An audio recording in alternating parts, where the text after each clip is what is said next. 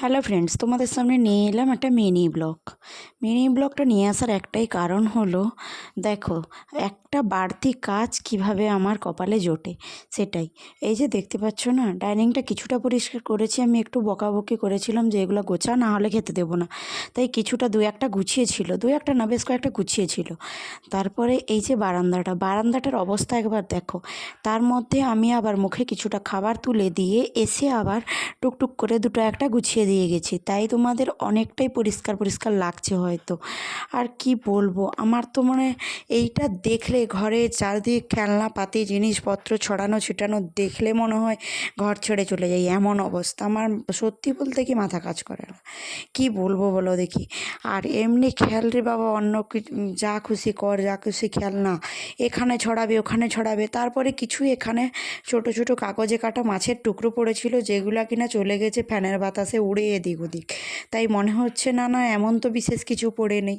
আবার আমি গোছাতে গিয়ে না কিছু এক্সট্রা ওর চোখের আড়াল হতে এদিক ওদিক ঠেলে সরিয়ে রেখেছি, কোথাও দরজার কোণে, কোথাও কোনো একটা ব্যাগে সরিয়ে রেখেছি, কারণ ওগুলা যদি ও পরে দেখতে পায় যে আমি সরিয়ে দিচ্ছি, তাহলে কিন্তু ও আবার আমাকে বকাবকি করবে আর ওগুলো সরাতে দেবে না। আর ওগুলো ভেঙে একদম টুকরো টুকরো হয়ে গেছে, ওগুলো নিয়েই খেলা করছে। ওগুলো খেলতে গিয়ে কখনো রিস্ক আছে, ওগুলো খেলা বলতে এই যে লাঠিটা তোমাদের দেখাচ্ছি, ওটা হলো এর মস্ত বড় ছিপ।